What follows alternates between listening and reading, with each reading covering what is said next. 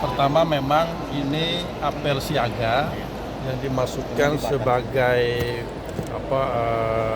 kesiapan dari seluruh jajaran pengawas pemilu dari provinsi, kabupaten kota, kecamatan, kelurahan desa, bahkan nanti di TPS kita memiliki jajaran pengawas pemilu yang gunanya nanti memang untuk melaksanaan pengawasan terhadap pelaksanaan pemilihan kepala daerah serentak 2024. Mengingat ini juga keserentakan pertama ya, dan agak rumit dalam artian karena yang diawasi juga pemilihan gubernur, wakil gubernur, juga bupati, wakil bupati, wali kota, wakil wali kota, yang kawan-kawan di daerah juga akan melakukan pengawasan terhadap proses kampanyenya.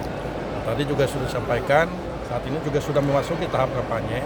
Jadi kawan-kawan jajaran pengawas ini memang disibukkan untuk melakukan pengawasan kampanye,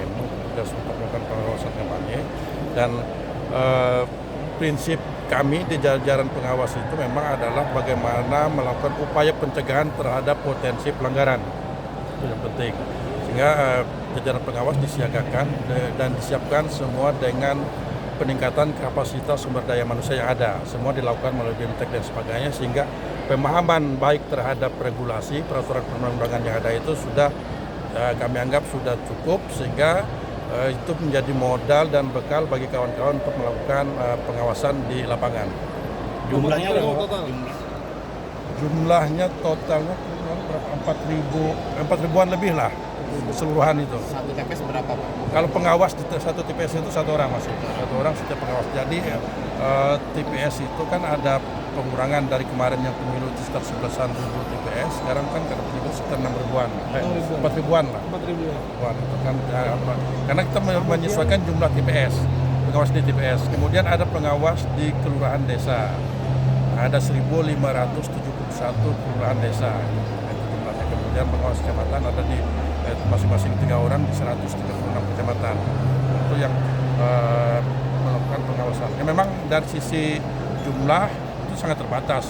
Nah, untuk kami selalu berharap juga ada yang namanya pengawasan partisipatif oleh masyarakat, sehingga baik itu informasi maupun laporan terkait dengan misalnya menemukan atau melihat langsung adanya pelanggaran, sehingga kawan-kawan dan jajaran pengawas itu bisa. Jadi stay terusnya di tingkat kecamatan, karena sekretariatan ini ada sampai di tingkat kecamatan. Jadi masyarakat yang misalnya mau melaporkan itu sangat terbuka. Baik laporan bahkan 24 jam sangat terbuka. Pak, untuk laporan apa sudah ada? Ya? Sudah ada ditemukan apa untuk laporan Pak? Laporan nanti mungkin detail dilakukan kawan-kawan di kan sekarang provinsi juga sedang menangani ada beberapa laporan yang semua kita proses. Sekarang prinsipnya Bawaslu tidak boleh menolak laporan. Pertama, setiap laporan yang ada ketika itu terpenuhi unsur formil materialnya maka itu tetap lanjut diproses. Itu laporan apa sih Pak? Laporan apa itu Pak? Nantilah maksudnya laporan pidananya atau apanya dilaporkan? Jadi laporan gini, prinsipnya laporan dulu baru dilakukan penilaian, karena kan ada apakah misalnya laporan itu masuk kategori pidana. Kalau dia sudah masuk kategori pidana maka prosesnya melibatkan kepolisian kejaksaan untuk melakukan itu. Kemudian apakah laporan itu terkait dengan etik? Kalau etik kan terkait dengan penyelenggara. Apakah juga terkait dengan pelanggaran lainnya, termasuk netralitas ASN, TNI, Polri. Jadi ketika laporan kita lihat, oh ini masuk kategorinya, ada unsur pidananya nih. Prosesnya penanganannya pun beda-beda nantinya. Pak, dari ribuan itu apa yang paling ditekankan Bawaslu Pak? Ribuan pengawas itu? Ya tadi saya juga sampaikan, pertama adalah soal integritas dan netralitas. Itu yang memang kita tekankan.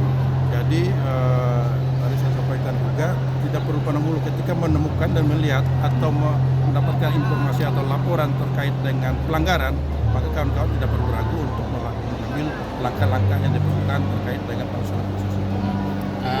Nantinya jika ditemukan pengawas itu mendukung salah satu mungkin bagaimana? Nah itu yang kami juga mengharapkan informasi dari publik ketika misalnya menemukan, melihat atau apapun terkait dengan tidak netralnya jajaran pengawas ini kami juga tidak tutup mata terhadap kemungkinan itu bisa saja ada. Kami mendapatkan memerlukan informasi terkait itu. Itu ya kalau memang terbukti kami akan tindak tegas. Pak, bicara dari pilkada sebelumnya mungkin antisipasi pelanggaran-pelanggaran apa yang paling disorot oleh Bawaslu? prinsipnya sebenarnya sama karena proses itu kan proses 5 tahunan ada ini. Kemudian regulasinya juga sama adalah misalnya terkait dengan isu-isu misalnya money politik. Kemudian juga terkait dengan dalam proses kampanye itu sudah selalu kita warning kita juga itu adalah proses misalnya potensi masing-masing pasangan calon ini misalnya kampanye isu sara dan sebagainya. Jadi sebenarnya itu saja sih sebenarnya. Nah itu yang juga selalu berulang kali menjadi penguatan di jajaran kita. Pak, laporan alat peragam kampanye yang melanggar mungkin ada apa sudah ada yang ditemukan Bawaslu selama masa kampanye Pak, yang bahan kampanye mungkin alat APK peragam? masih belum ya? Laporan terkait dengan pelanggaran APK belum. Karena kini kita juga sedang mendata misalnya gini, karena kan prinsipnya APK itu pertama dari sisi desain ukuran dan sebagainya, kedua adalah zonasi, karena zonasi kan sudah menjadi keputusan KPU, kontrol KPU zonasi, apakah ada pemasangan yang di luar zonasi. Dan nanti juga akan melakukan koordinasi dengan kawan-kawan penyelenggara dari KPU, kemudian pemerintah daerah juga sudah termasuk pasangan calon untuk melakukan penertiban hal-hal yang memang ada di potensi pelanggaran itu. Pak, untuk laporan tadi baik pidana ataupun etika itu ada berapa, Pak? Laporan berapa? Pak Kodip aja ini yang hafal ya, soal Satu laporan. Tadi yang terkait Beliau dan Kodip Hukum dan Sengketa. lanjut tadi Pak, yang tadi laporan APK itu masih Si dalam pelapor metalisis melaporkan dugaan tindak pidana. Nah, tetapi secara substansi perkara kita tidak boleh menyampaikan. Yang jelas laporan ini sedang berproses di Bawaslu dan sekarang sedang ditangani. Kita Pak. nanti Kemarin kan sempat ramai itu Pak, terkait dengan pemanggilan gubernur itu.